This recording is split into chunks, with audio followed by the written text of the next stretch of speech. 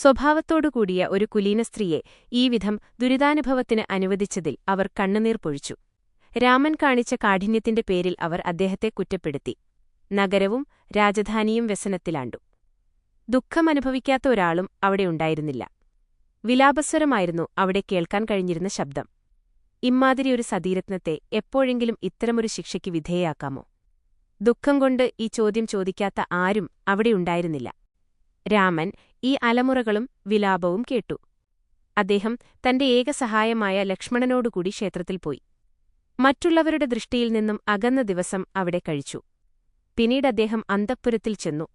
അമ്മാരെ സാന്ത്വനപ്പെടുത്തിക്കൊണ്ട് ജ്ഞാനമാർഗത്തിൽ അവർക്ക് ഉപദേശങ്ങൾ നൽകി. ഒരു യഥാർത്ഥ ഭരണകർത്താവ് സ്വന്തം പ്രജകളെ മാത്രമാണ് ബന്ധുക്കളായി കരുതുന്നതെന്നും അവരെ മാത്രമാണ് തന്റെ മിത്രങ്ങളായി ഗണിക്കുന്നതെന്നും അദ്ദേഹം വിശദീകരിച്ചു. ഇത് രാമന്റെ രീതിയാണെന്ന് അദ്ദേഹം പറഞ്ഞു. തന്റെ കീഴിലുള്ള പ്രജകളെ സ്വന്തം ബന്ധുക്കളായി പരിഗണിച്ചുകൊണ്ട് ആവശ്യം വന്നാൽ സ്വന്തം ബന്ധുക്കളെപ്പോലും പരിത്യജിക്കണം ഒരു രാജാവെന്നും അദ്ദേഹം പറഞ്ഞു. ദിവസം കഴിയുന്തോറും ദൗർബല്യം വർദ്ധിച്ചുവരുന്ന വിധം സീതയുടെ വേർപാട് അമ്മാരെ ബാധിച്ചിരുന്നു. ആ ദുഃഖം ഒടുവിൽ അവരുടെ മരണത്തിൽ കലാശിച്ചു.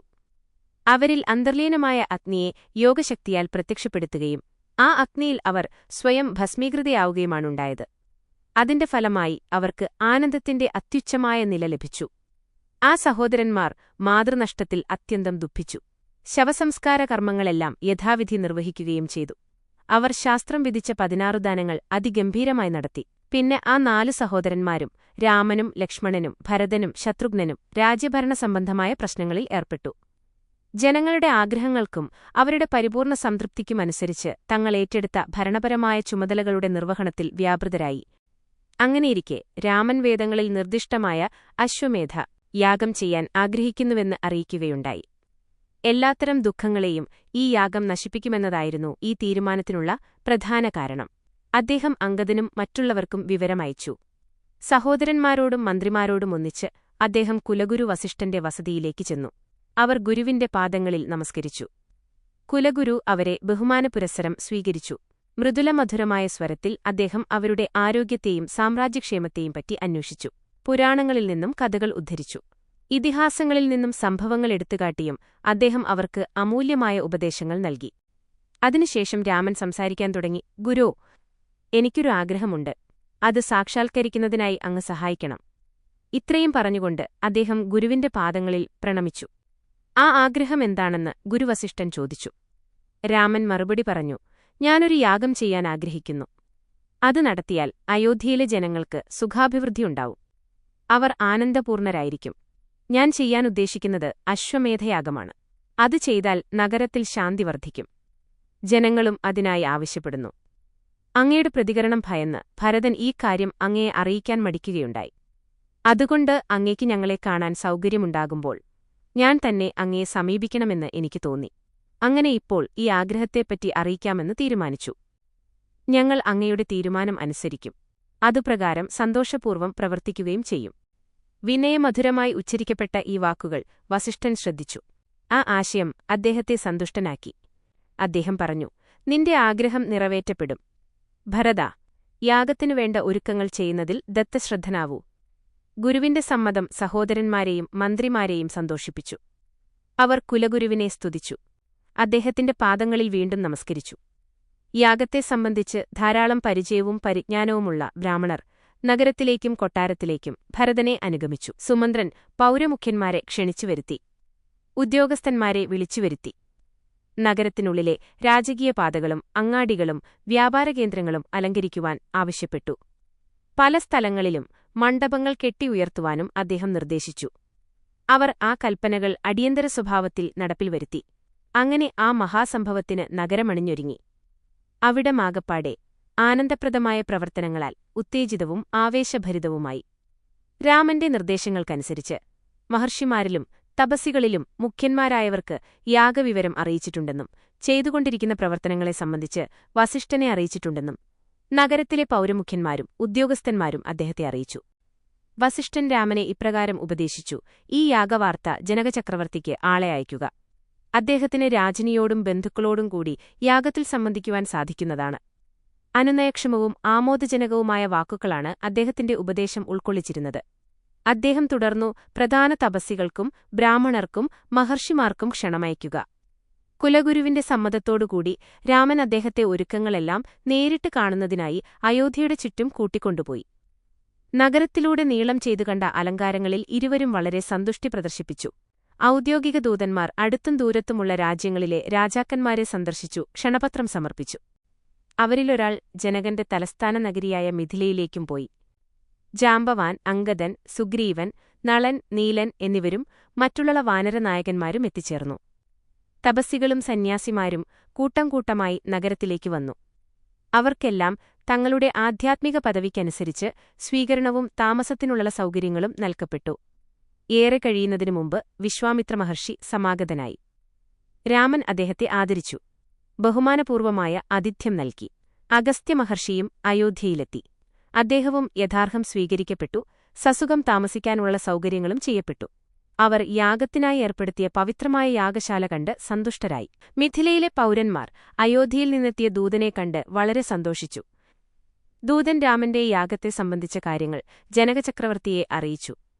ഇതുകേട്ട ഉടനെ ജനകൻ സിംഹാസനത്തിൽ നിന്നും എഴുന്നേറ്റ് ദൂതന്റെ വാർത്ത ശ്രവിച്ച് രോമാഞ്ചാഞ്ചുകനായി. അദ്ദേഹത്തിന്റെ നയനങ്ങളിൽ നിന്നും ആനന്ദബാഷ്പമൊഴുകി. രാമന്റെയും സഹോദരന്മാരുടെയും സ്ഥിതിയെപ്പറ്റി അദ്ദേഹം അന്വേഷിച്ചു. രാമൻ കൊണ്ടുവന്നിട്ടുള്ള സന്ദേശം അദ്ദേഹത്തിന് എല്ലാ കാര്യങ്ങളിലും സംതൃപ്തികരമായ വിവരം നൽകുമെന്നറിയിച്ചുകൊണ്ട് ആ ശുഭസന്ദേശം ചക്രവർത്തിക്ക് നൽകി. ജനകന് സംസാരിക്കാൻ കഴിഞ്ഞില്ല. തൊണ്ടയിൽ നിന്നും ശബ്ദം പൊങ്ങിയില്ല. ചക്രവർത്തിയുടെ സ്ഥിതി ആർക്ക് വർണ്ണിക്കാനാവും? അദ്ദേഹത്തിന്റെ ബന്ധുജനങ്ങളും വളരെ സന്തോഷിച്ചു. നഗരം ജയശബ്ദങ്ങളാൽ മാറ്റൊലിക്കൊണ്ടു. ചക്രവർത്തി സന്ദേശം പലവരും വായിച്ചു. അമിതാനന്ദത്തിൽ മുഴുകി. ഒരു സന്ദേശവാഹകനെ വിളിച്ചു. അദ്ദേഹം കൽപ്പിച്ചു, സാമ്രാജ്യത്തിലെ എല്ലാ നഗരങ്ങളിലും പട്ടണങ്ങളിലും ഗ്രാമങ്ങളിലും ഈ വാർത്ത വിതരണം ചെയ്യുക. 10 തരം സംഗീതോപകരണങ്ങൾ പ്രയോഗിച്ചുകൊണ്ടായിരിക്കണം ഈ പ്രചരണം. അദ്ദേഹം മന്ത്രിയെ വിളിച്ച് സന്ദേശം അദ്ദേഹത്തിന് നൽകി. മന്ത്രി അത് ഏറ്റവും ബഹുമാനത്തോടുകൂടി സ്വീകരിച്ചു. അത് വായിച്ച് പുളകം കൊള്ളുന്നതിനു മുമ്പായി കണ്ണിലമർത്തി രാമന്റെ പ്രഭാവം സ്മരിച്ചുകൊണ്ട് അദ്ദേഹം ആനന്ദബാഷ്പം ഒഴുകി. നഗരത്തിലെ ഓരോ മന്ദിരത്തിന്റെ മുമ്പിലും ഗൃഹസ്ഥൻ ഒരു മംഗലകലശം സ്ഥാപിച്ചു. ഈ സന്തോഷവാർത്ത ആഘോഷിക്കാനായി അദ്ദേഹം അനേകം വിലപ്പെട്ട വസ്തുക്കൾ ദാനം ചെയ്യുകയുണ്ടായി. വർദ്ധിച്ച കൃതജ്ഞതയിൽ നിന്നും ഉത്ഭൂതമായ ഹർഷോന്മാദത്തിൽ ജനകന്റെ നഗരി ആന്തോളനം ചെയ്യുകയായിരുന്നു. മിഥിലയിൽ നിന്നുള്ള ദീർഘയാത്രയ്ക്ക് ശേഷം ജനകൻ അയോധ്യയിലെത്തി. വഴിക്ക് തന്റെ ഗുരുവായ സദാനന്ദനെ കണ്ടുവന്ദിക്കാൻ അദ്ദേഹം ഇറങ്ങി. സദാനന്ദൻ അദ്ദേഹത്തെ അനുഗ്രഹിച്ചു. വേഗം അയോധ്യയിലേക്കുള്ള യാത്ര തുടരാൻ നിർദ്ദേശിച്ചു. അദ്ദേഹത്തിന്റെ കൂടെ അനുഗാമികളും ഗജരഥ തുരങ്കപഥങ്ങളടങ്ങിയ ചതുരംഗപടയും ഉണ്ടായിരുന്നു. സൈന്യത്തിൽ ഒരു വിഭാഗത്തെ മിഥിലാനഗരത്തിന്റെ രക്ഷയ്ക്കുവേണ്ടി അവിടെ നിർത്തി. അദ്ദേഹം ഗുരുസദാനന്ദൻ മറ്റൊരു പല്ലക്ക് സൗകര്യപ്പെടുത്തി. മറ്റൊരു പല്ലക്കിൽ താനും സഞ്ചരിച്ചു. ഈ വലിയ സംഘം മുഴുവൻ അയോധ്യായാത്ര ആരംഭിച്ചപ്പോൾ ഭൂമി കുലുങ്ങി. സൈന്യത്തിലെ ഓരോ അണിയിലുമുണ്ടായിരുന്ന സേനാപതികളെയും ഉപസേനാപതികളെയും യുദ്ധവീരന്മാരെയും എണ്ണാൻ ആർക്കു കഴിയും? ഭൂമിയെ വഹിക്കുന്ന ആദിശേഷനും ആദികൂർമ്മവും ഇവരുടെ ഭാരം കൊണ്ടമർന്നുപോയി. ഇങ്ങനെ യാത്ര ചെയ്തുകൊണ്ട് ജനകൻ 2 ദിവസങ്ങൾക്കു ശേഷം അയോധ്യയിലെത്തി. ജനകൻ നഗരത്തെ സമീപിക്കുന്നുണ്ടെന്നും വളരെ അടുത്തെത്തിയെന്നും അറിഞ്ഞപ്പോൾ രാമൻ അദ്ദേഹത്തെ സ്വീകരിക്കാനായി മുൻപോട്ടു ചെന്നു. വളരെ സ്നേഹപൂർവ്വം അവർ തമ്മിൽ സമ്മേളിച്ചു. ചുറ്റും വിശാലമായ മൈതാനമുള്ളൊരു ഗംഭീരവസതി അദ്ദേഹത്തിനുവേണ്ടി തയ്യാറാക്കിയിരുന്നു. അത് സരയൂനദീതീരത്തുള്ള സുന്ദരവും സുഖസമൃദ്ധവുമായ ഒരു മന്ദിരമായിരുന്നു. രാജകീയ അതിഥികളെ സ്വീകരിക്കാനും അവർക്ക് യഥായോഗ്യം ആതിഥ്യം നൽകാനും അദ്ദേഹം സഹോദരന്മാരെ ചുമതലപ്പെടുത്തിയിരുന്നു. രാമൻ ജനകന്റെ പാദങ്ങളിൽ നമസ്കരിച്ചെഴുന്നേറ്റ് അദ്ദേഹത്തിന്റെ സമീപത്തിരുന്നു. ഉള്ളിൽ നിന്നും ഉയർന്നുവന്ന ആനന്ദത്തിന് അദ്ദേഹം അധീനനായി. അദ്ദേഹം രാമന്റെ ശിരസ് തലോടി മൃദുവായും മധുരമായും കുശലപ്രശ്നം ചെയ്തു. സമുചിത ഭാഷയിൽ അതേ വികാരങ്ങൾ പ്രകാശിപ്പിച്ചുകൊണ്ട് രാമനും മറുപടി പറഞ്ഞു. ജനകനെയും അനുയായികളെയും പരിചരിക്കുന്നതിനായി സഹായികളെയും അംഗരക്ഷകന്മാരെയും പ്രത്യേകം സജ്ജമാക്കി. ഇതിനിടയിൽ 10,000 ശിഷ്യന്മാരാൽ അനുഗമനായി വസിഷ്ഠൻ ശ്രീരാമന്റെ മുമ്പിലെത്തി. അദ്ദേഹം പറഞ്ഞു, രാമചന്ദ്ര, എന്റെ വാക്കുകൾ ശ്രദ്ധിക്കൂ. യഥാവിധി പരിണീതയായ പത്നി യജ്ഞകർത്താവിന്റെ അടുത്തിരിക്കാതെ നടത്തപ്പെടുന്ന യാഗങ്ങൾ നിഷ്ഫലങ്ങളായിരിക്കുമെന്ന് വേദശാസ്ത്രപുരാണങ്ങൾ അസന്നിഗ്ധമായി പ്രഖ്യാപിക്കുന്നു. മഹാത്മാക്കളായ മഹർഷിമാരും ഇങ്ങനെ തന്നെയാണ് പറയുന്നത്. അതുകൊണ്ട് ജാനകിയെ കൂട്ടിക്കൊണ്ടുവരാൻ ഏർപ്പാടു ചെയ്യൂ. യാഗാവസരത്തിൽ അവർ ഒഴിച്ചുകൂടാത്ത ആവശ്യമാണ്. മഹർഷിമാരിൽ പ്രമുഖനായ വസിഷ്ഠൻ ഇങ്ങനെ പറഞ്ഞുകേട്ടപ്പോൾ രാമൻ അത്ഭുതപ്പെട്ടു. ആ വിശ്വാസത്തിന്റെ സത്യവസ്ഥയെയും അസത്യവസ്ഥയെയും പറ്റി ഒരു വിശദീകരണം നൽകാതെ അദ്ദേഹം നിശ്ശബ്ദനായി സ്ഥിതി ചെയ്തു. അദ്ദേഹം പറഞ്ഞു, മഹർഷി മുഖ്യ, എന്റെ പ്രതിജ്ഞയ്ക്കു ഭംഗം വരുത്താനും എന്റെ വംശത്തിന്റെ കീർത്തിക്ക് കോട്ടം തട്ടാനും കാരണമാകാതെ എന്റെ ആഗ്രഹം നിറവേറ്റുകയാണ് അങ്ങ് ചെയ്യേണ്ടത്. ജാനകിയെ തിരികെ കൊണ്ടുവരികയാണെങ്കിൽ വംശത്തിന്റെ യശസ്സിന് കളങ്കം വരും. യാഗത്തിന് പത്നി ആവശ്യമാണെന്നുള്ളതുകൊണ്ട് ഞാൻ മറ്റൊരു വിവാഹം ചെയ്യുകയുമില്ല. ഇത് കേട്ടപ്പോൾ വസിഷ്ഠൻ ഇതിനൊരു പരിഹാരം നിർദ്ദേശിക്കുവാനായി പല പ്രസിദ്ധ മഹർഷിമാരുമായും കൂടിയാലോചിച്ചു. അവരെല്ലാം ജാനകിയെ കൂട്ടിക്കൊണ്ടുവരണമെന്ന നിഗമനത്തിൽ തന്നെ ഉറച്ചുനിന്നു. ഇതൊരിക്കലും ഒഴിച്ചുകൂടാത്ത ഒരത്യാവശ്യമാണെന്നും അവർ പറഞ്ഞു. എല്ലാ ധർമ്മസംഹിതകളുടെയും അധീശനും എല്ലാ ഈശ്വരകാര്യങ്ങളുടെയും മൂർത്തിമൽഭാവവും എല്ലാ ശാസ്ത്രങ്ങളുടെയും സാരവുമായ രാമൻ അതിനെപ്പറ്റി തെല്ലുനേരം ചിന്തിച്ചിട്ട് സീതയുടെ രത്നഖചിതമായ ഒരു പ്രതിമ സീതയിരിക്കേണ്ട സ്ഥാനത്തുവച്ചാൽ മതിയെന്നറിയിച്ചു.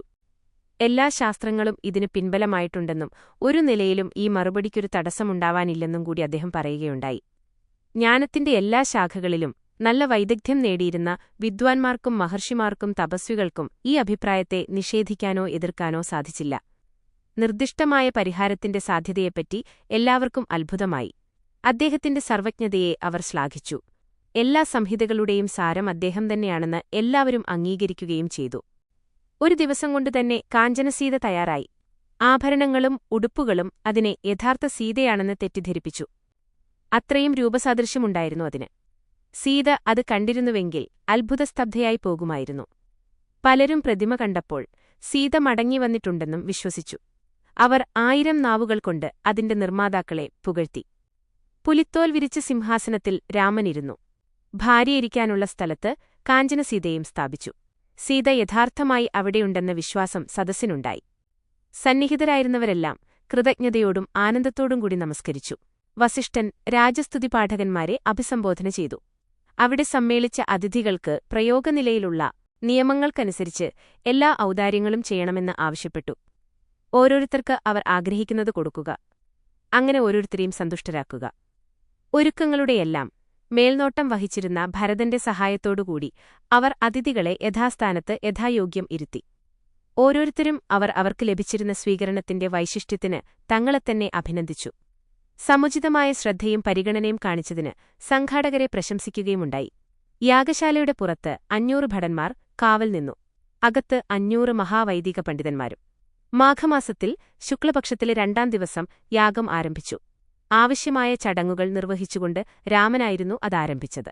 വിദഗ്ധന്മാർ പരിശോധിച്ച് നിർദ്ദിഷ്ടമായ ശുഭലക്ഷണങ്ങളുണ്ടോ എന്നറിയാൻ യാഗാശ്വത്തെ യാഗശാലയിലേക്ക് കൊണ്ടുവരാൻ വസിഷ്ഠൻ നിർദ്ദേശിച്ചു. കുതിരയെ തിരഞ്ഞെടുക്കാനും യാഗശാലയിലേക്ക് കൊണ്ടുപോകുന്നതിനു മുമ്പ് അതിനെ വേണ്ടപോലെ അലങ്കരിക്കാനുമായി ലക്ഷ്മണൻ ഗുരുവിനെ നമസ്കരിച്ച് രാജധാനിയിലെ അശ്വാലയത്തിലേക്ക് പോയി. തൂവെള്ള നിറമുള്ള കുതിരയാണ് തിരഞ്ഞെടുക്കപ്പെട്ടത്.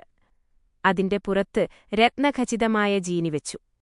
അതിന്റെ മുമ്പിൽ നിൽക്കാൻ ആദിത്യന്റെ അശ്വങ്ങൾ പോലും ലജ്ജിക്കുമായിരുന്നു. കുതിരച്ചമയങ്ങളെല്ലാം പൂർത്തിയായിക്കഴിഞ്ഞപ്പോൾ അതിന്റെ അലങ്കാരകർമ്മത്തിൽ പ്രേമത്തിന്റെയും സൗന്ദര്യത്തിന്റെയും ദേവതയ്ക്ക് പങ്കുണ്ടെന്ന് ജനങ്ങൾക്ക് തോന്നത്തക്കവിധം അത്ര ചന്തമുണ്ടായിരുന്നു ആ യാഗാശ്വത്തിന്. അതിന്റെ ശോഭ വർണ്ണിക്കുക അസാധ്യമായിരുന്നു. സൂര്യനാരായണമൂർത്തി കുതിരയായി മാറി സാഹങ്കാരം പിൻകാലുകളുയർത്തി ചാടുകയാണോ എന്നൊരു ധാരണ ആ കുതിര പ്രേക്ഷകരിലുണ്ടാക്കിയെന്നു പറയാം. മരകതജ്ഞങ്ങൾ പ്രകാശിക്കുന്ന ഒരു മയിൽപ്പീലി അതിന്റെ നെറ്റിയിൽ ഘടിപ്പിച്ചിരുന്നു. ആകാശത്തിൽ നക്ഷത്രങ്ങൾ പ്രകാശിക്കുന്നതുപോലെ തീപ്പൊരികൾക്ക് തുല്യമായി തിളങ്ങുന്ന രത്നങ്ങളോടുകൂടിയ ആ പീലി അത്യുജ്വലമായി ശോഭിച്ചു. മിന്നൽപ്പിണരുകൾ പോലെ ശോഭ വിതറുന്ന പട്ടുവരടികൾ അതിന്റെ കഴുത്തിൽ കെട്ടിയിരുന്നത് അശ്വപാലന്മാർ പിടിച്ചിരുന്നു. ലക്ഷ്മണനും സമരവീരന്മാരായ 1000 യോദ്ധാക്കളും അതിനെ അനുഗമിച്ചു. എല്ലാവരും അശ്വാരൂഢരായിരുന്നു. അശ്വാരൂഢസംഘം യാഗശാലയിലേക്ക് കടന്നപ്പോൾ വസിഷ്ഠൻ ദിഗ്വിജയത്തിന് പുറപ്പെടുന്ന യാഗാശ്വത്തെ പൂജിക്കുവാനായി രാമനോട് നിർദ്ദേശിച്ചു. അദ്ദേഹം 16 സാധനങ്ങൾ ദാനം ചെയ്തു. ചടങ്ങുപ്രകാരമുള്ള ആത്മശുദ്ധീകരണ സ്നാനം ചെയ്തു. അനന്തരം എല്ലാ രാജാക്കന്മാരും വായിച്ചറിയാൻ വേണ്ടിയുള്ള സന്ദേശം കൊത്തിയ കനകക്കിട് അശ്വത്തിന്റെ നെറ്റിയിൽ കെട്ടിയുറപ്പിച്ചു. ഇതായിരുന്നു അതിൽ രേഖപ്പെടുത്തിയിരുന്നത്: അയോധ്യാനഗരിയിൽ ഒരു വീരനുണ്ട്. അദ്ദേഹം ശത്രുക്കളെ നശിപ്പിക്കുന്നവനാണ്. ദേവേന്ദ്രൻ പോലും അദ്ദേഹത്തെ കണ്ടാൽ വിറയ്ക്കും. ഈ അശ്വം അദ്ദേഹത്തിന്റെ യാഗാശ്വമാണ്. ശക്തിയുള്ളവൻ അതിനെ പിടിച്ചുകെട്ടട്ടെ, അല്ലെങ്കിൽ അവർ അദ്ദേഹത്തിന് നികുതിയും കപ്പവും കൊടുക്കുക.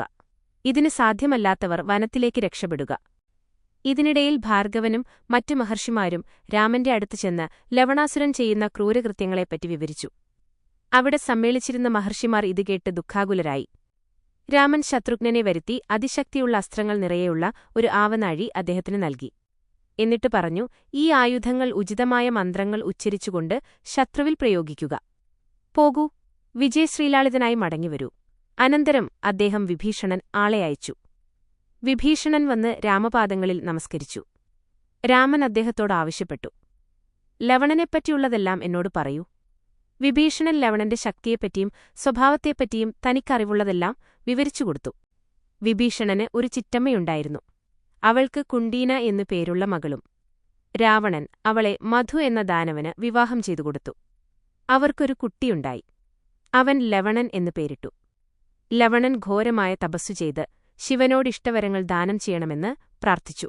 അവന്റെ തപോനിഷ്ഠ കണ്ട് ശിവൻ പ്രസാദിച്ചു. അവിടുന്ന് അവനൊരു ത്രിശൂലം നൽകി. അതിന്റെ ശക്തിയെപ്പറ്റി ഇപ്രകാരം വിവരിച്ചു: ലവണ, ഈ ആയുധം പ്രയോഗിക്കുന്നയാളെ ആർക്കും എളുപ്പത്തിൽ തോൽപ്പിക്കാൻ സാധിക്കുകയില്ല. ആ ത്രിശൂലത്തിന്റെ സഹായത്തോടുകൂടി അവൻ ദേവന്മാരെയും മനുഷ്യരെയും രാക്ഷസന്മാരെയും നാഗന്മാരെയും ഭയപ്പെടുത്തുകയും നാടാകെ തന്റെ പരാക്രമത്തെ അഹങ്കാരത്തോടുകൂടി പ്രകടിപ്പിച്ചുകൊണ്ടിരിക്കുകയുമാണ്. അവൻ എല്ലാ ജീവികളെയും പിന്തുടർന്ന് പീഡിപ്പിക്കുന്നു. ഒരു ജീവിയും അവൻ കീഴടങ്ങാനില്ല. വിഭീഷണനിൽ നിന്നും ഇത് കേട്ടപ്പോൾ രാമൻ പൊട്ടിപ്പൊട്ടിച്ചിരിച്ചു. തീർച്ചയായും അദ്ദേഹത്തിന് അറിവില്ലാത്തയൊന്നുമായിരുന്നില്ല. പക്ഷേ മാനുഷവേഷം സ്വീകരിച്ചതുകൊണ്ട് അദ്ദേഹത്തിന് അറിവില്ല എന്ന് അഭിനയിക്കേണ്ടി വന്നു. അവിടുന്നാണ് ശിവരൂപത്തിൽ ആ ത്രിശൂലം ലവണനു കൊടുത്തത്. അത് സ്വീകരിച്ച ആളുടെ ബുദ്ധിശൂന്യതയെപ്പറ്റിയും അത് ദുഷ്ടലക്ഷ്യത്തിനുവേണ്ടി ഉപയോഗിക്കുന്നതിനെപ്പറ്റിയും ഓർത്ത് രാമൻ ചിരിച്ചു. അദ്ദേഹം ദിവ്യത്വത്തിന്റെ ഒരംശം ശത്രുഘ്നന് നൽകി അദ്ദേഹത്തെ ലവണാസുര നിഗ്രഹത്തിനായി അയച്ചു. രാമന്റെ കൽപ്പനപ്രകാരം 3000 പെരുമ്പറകൾ, യുദ്ധവാദ്യങ്ങൾ ഒന്നിച്ചു മുഴക്കി. അവയുടെ ധ്വനി ഭൂമിയെ വിറപ്പിച്ചു. കുതിരകളും ആനകളും ആനന്ദത്താൽ ആക്രോശിച്ചു. ഭടന്മാർ ശംഖനാദം മുഴക്കി. ലവണന്റെ തലസ്ഥാന നഗരത്തിലേക്ക് പടനീക്കം തുടങ്ങി. അവരുടെ പോർവിളികൾ ലവണൻ കേട്ടു. 64,000 ഭടന്മാരോടുകൂടി അവൻ കോട്ടയിൽ നിന്നും പുറത്തേക്കു വന്നു. കൊലവിളി നടത്തിയ സിംഹത്തെപ്പോലെ അവൻ ഗർജിച്ചു. പരാജയത്തിൽ നിന്നും ഒഴിഞ്ഞുമാറാൻ വേണ്ടിയും ശത്രുക്കളെ അമ്പരപ്പിക്കാൻ വേണ്ടിയും അവൻ പല ഇന്ദ്രജാല കൗശലങ്ങളും കാണിച്ചു. എങ്കിലും അവന്റെ സൈന്യം ഛിന്നഭിന്നമായി. യുദ്ധത്തിലേർപ്പെട്ടിരുന്ന ലവണന്റെ മക്കൾ ശത്രുഘ്നപുത്രനായ സുബാഹുവിനാൽ വധിക്കപ്പെട്ടു. അവർ വീരസ്വർഗം പ്രാപിച്ചു. ഒടുവിൽ ശത്രുഘ്നൻ രാമനാമം ഉച്ചരിച്ചുകൊണ്ട് ഒരസ്ത്രമയച്ചു. അതേറ്റ് ലവണന് മാരകമായ മുറിവ് പറ്റി. അതോടെ അവന്റെ ദുഷ്ടജീവിതത്തിന് അന്ത്യം കുറിച്ചു. ദേവന്മാർ ജയരവം മുഴക്കി വിജയമുദ്ഘോഷിച്ചു. അവർ ശത്രുഘ്നനിൽ അനുഗ്രഹങ്ങൾ ചൊരിഞ്ഞു. ശത്രുഘ്നൻ സൈന്യസമേതം യമുനാതീരത്തെത്തി. ആ പുണ്യനദിയെ നമസ്കരിച്ച് അദ്ദേഹം യാത്ര തുടർന്നു. ഇങ്ങനെ പൊയ്ക്കൊണ്ടിരുന്നപ്പോൾ പല വഴികളിലൂടെയും പല ദേശങ്ങളിലൂടെയും അവർ സഞ്ചരിച്ചു. യാത്രയ്ക്കിടയിൽ അദ്ദേഹം വാൽമീകിയുടെ ആശ്രമത്തിലും എത്തി. അവിടെ ജാനകി സൂര്യനെപ്പോലെ തേജസ്സികളും പരാക്രമികളുമായ ഇരട്ടക്കുട്ടികളുമായി താമസിക്കുന്നുണ്ടായിരുന്നു. ആ 2 കുട്ടികളും യാഗാവശത്തെ കണ്ടു. അതിന്റെ നെറ്റിയിലെ കനകത്തകിടിലെ സന്ദേശവും വായിച്ചു. അവർ കുതിരയെ ബന്ധിക്കാനായി ആശ്രമത്തിലേക്ക് നയിച്ചു. അനന്തരം അവർ മടങ്ങിവന്ന് അശ്വപാലന്മാരുമായി യുദ്ധം ചെയ്യാൻ ഉത്സുകരായി. അവരുടെ അരയിൽ ഓരോ നാഴിയിൽ നിറയെ ആയുധങ്ങളും കൈയിൽ വില്ലും അമ്പുകളുമുണ്ടായിരുന്നു. ആ സമയത്തിനിടയ്ക്ക് അശ്വരക്ഷകരായ സൈനികർ സ്ഥലത്തെത്തി. കുതിരയെ ഒരു മരത്തിൽ ബന്ധിച്ചിരിക്കുന്നതായി അവർ കണ്ടു. അത് ചെയ്തത് കുട്ടികളാണെന്ന് കണ്ടപ്പോൾ അവർ ക്ഷോഭിച്ചില്ല. അവർ പറഞ്ഞു, മക്കളെ, ഇത്രയും കോമളന്മാരായ നിങ്ങളുടെ അമ്മയും അച്ഛനും അനുഗ്രഹീതരാണ്. ശരി, ആ കുതിരയെ കെട്ടഴിച്ചുവിടൂ, എന്നിട്ട് വീട്ടിൽ പോകൂ. കുട്ടികൾ മറുപടി പറഞ്ഞു, അല്ലയോ വീരന്മാരെ, നിങ്ങൾ യാചിക്കാനല്ല യുദ്ധം ചെയ്യാനാണ് വന്നിട്ടുള്ളതെന്ന് ഞങ്ങൾ വിശ്വസിക്കുന്നു. നിങ്ങൾ കുതിരയ്ക്കുവേണ്ടി ഞങ്ങളോട് യാചിക്കുമ്പോൾ ക്ഷത്രിയന്റെ സൽപ്പേര് കളങ്കപ്പെടുത്തുകയാണ്. ഇതുകേട്ട് രക്ഷാഭടന്മാർ പറഞ്ഞു, ധീരശിശുക്കളെ, അതേ, ക്ഷത്രിയരുടെ നല്ല പേര് കളങ്കപ്പെടുത്തരുത്. അതുകൊണ്ടാണ് ഞങ്ങൾ പറയുന്നത് നിങ്ങൾ കരുതി സംസാരിക്കണമെന്ന്. ഈ തിരിച്ചടിയിൽ കുട്ടികൾ ചിരിച്ചതേയുള്ളൂ. അവർ പറഞ്ഞു, ഹാ, നിങ്ങളെപ്പോലെയുള്ളവരുടെ രക്ഷയിൽ ഈ അശ്വത്തെ അയച്ച ആൾ എത്ര ധീരനായിരിക്കണം. ഞങ്ങളിൽ നിന്നും ആ കുതിരയെ പിടിച്ചെടുക്കാൻ നിങ്ങൾക്ക് ശക്തിയില്ലെങ്കിൽ വീട്ടിലേക്ക് പോകുന്നതാണ് നല്ലത്. ആ കുട്ടികൾ കുശനും ലവനും ഇത്രയും പരുഷവും പരിഹാസപരവുമായി സംസാരിച്ചപ്പോൾ അവർ പിഞ്ചുകുട്ടികളായിരുന്നിട്ടും അവരെ ആക്രമിക്കാൻ ഭടന്മാരൊരുങ്ങി. ലവൻ രാഗം മൂളിക്കൊണ്ട് വിനോദമായി കളിയിലേർപ്പെട്ടാലെന്ന പോലെ ഒരു കൂട്ടം അസ്ത്രങ്ങളയച്ചു. ഭടന്മാരുടെ ശരീരങ്ങളിൽ പലയിടങ്ങളിലും അവ തറച്ചുകയറി. അവർ ബോധരഹിതരായി നിലത്തുവീണു. ചില ഭടന്മാർ ശത്രുഘ്നന്റെ താവളത്തിലേക്ക് ഓടിച്ചെന്നു. അവർ പറഞ്ഞു, മഹാരാജാവേ, അവർ മുനികുമാരന്മാരാണെന്ന് തോന്നുന്നു. നമ്മുടെ യാഗാവശത്തെ പിടിച്ചുകെട്ടിയിരിക്കുന്നു. തുടർന്ന് നടന്ന യുദ്ധത്തിൽ നമ്മുടെ ഭടന്മാരിൽ ഒട്ടുവളരെ പേരെ അവർ വധിക്കുകയും ചെയ്തു. ഈ ധിക്കാരമറിഞ്ഞ് ശത്രുഘ്നൻ രോഷാകുലനായി. അദ്ദേഹം ചതുരംഗപ്പടയുമായി കുശലവരുടെ നേരെ ചെന്നു. അദ്ദേഹം അവരെ കണ്ടപ്പോൾ, അവരുടെ അമിതമായ പരാക്രമം പ്രകടമാക്കുന്ന പടങ്കലം കണ്ടപ്പോൾ ഞെട്ടിപ്പോയി. ഞാനെങ്ങനെയാണ് ഈ പിഞ്ചുപെൺകുളുമായി യുദ്ധം ചെയ്യുക? അദ്ദേഹം മടിച്ചുനിന്നു. ശത്രുഘ്നൻ അവരെ ഇങ്ങനെ അഭിസംബോധന ചെയ്തു: അല്ലയോ മുനികുമാരന്മാരെ, കുതിരയെ അഴിച്ചുവിട്. എന്നിട്ട് വീട്ടിൽ പോകൂ, നിങ്ങൾ പൂജാർഹരാണ്. നിങ്ങളുമായി പോരടിക്കുന്നത് ശരിയല്ല. കുട്ടികൾ വഴങ്ങിയില്ല. അവർ പറഞ്ഞു: രാജാവേ, അങ്ങയുടെ പേരെന്താണ്? ഏതു നഗരത്തിൽ നിന്നാണ് വരുന്നത്? സൈന്യത്തെ നയിച്ചുകൊണ്ട് അങ്ങെന്തിനാണ് കാട്ടിൽക്കൂടി സഞ്ചരിക്കുന്നത്? ഈ കുതിരയെ ഇങ്ങനെ സ്വച്ഛപോലെ അലഞ്ഞു നടക്കാൻ വിട്ടിട്ടുള്ളതിന്റെ കാരണമെന്താണ്? അതിന്റെ നെറ്റിയിൽ എന്തിനാണ് ഒരു സ്വർണ്ണത്തകിട് കെട്ടിയിട്ടുള്ളത്? താങ്കൾക്ക് ശക്തിയും ധൈര്യവുമുണ്ടെങ്കിൽ അതിന്റെ നെറ്റിയിൽ നിന്നും ആ തകിടെടുത്ത് കളഞ്ഞു കെട്ടിച്ച് അതിനെ വീട്ടിലേക്ക് കൊണ്ടുപോകൂ. ലവനും കുശനും ലജ്ജവായും നിശിതമായും സംസാരിച്ചപ്പോൾ ശത്രുഘ്നൻ ലജ്ജകൊണ്ട് തലതാഴ്ത്തി. തന്റെ ഭടന്മാരോട് ആയുധമെടുത്ത് മുന്നോട്ടു പോകാൻ പറഞ്ഞു. ഇതു കേട്ടപ്പോൾ കുട്ടികൾ അന്യോന്യം നോക്കി ചിരിച്ചു. ആഹാ, ഈ രാജാവ് നല്ല ശക്തൻ തന്നെയാണല്ലോ. പക്ഷേ കേൾക്കൂ, കൈയടിച്ച് ശബ്ദമുണ്ടാക്കിയാൽ സിംഹത്തെ പേടിപ്പിക്കാകുമോ? അവർ ഗുരുവായ വാത്മീകിയെ സ്മരിച്ചുകൊണ്ട് അമ്പും വില്ലുമെടുത്തു. അവരയച്ച അസ്ത്രങ്ങൾ ശത്രുഘ്നന്റെ രഥം തകർത്തുകളഞ്ഞു. അവ അദ്ദേഹത്തിന്റെ ശരീരത്തിൽ പലയിടത്തും തറച്ചു. അദ്ദേഹത്തിന്റെ യുദ്ധവീരന്മാരായ ഭടന്മാർ ബോധരഹിതരായി നിലം പതിച്ചു. ആ കുട്ടികൾ ഓരോ യോദ്ധാവിനെയും മുന്നോട്ട് വിളിച്ച് മാരകമായ ഓരോ ശരമയച്ചു വീഴ്ത്തി. ആശ്രമത്തിൽ നിന്നുള്ള 2 കുട്ടികളുടെ പരാക്രമങ്ങളെപ്പറ്റിയുള്ള വാർത്ത ഉടൻ രാമനെ അറിയിച്ചു. അവർ ആശ്രമത്തിലെ കുട്ടികളാണെന്ന് അദ്ദേഹത്തിന് അറിയാമായിരുന്നു. പക്ഷേ അദ്ദേഹം ആ വസ്തുത വെളിപ്പെടുത്തിയില്ല. അവർ പറഞ്ഞത് ശരിയാണെന്ന് അദ്ദേഹം വിശ്വസിച്ചു. മുനിമാരുടെ പിഞ്ചുകുട്ടികളോട് എങ്ങനെ യുദ്ധം?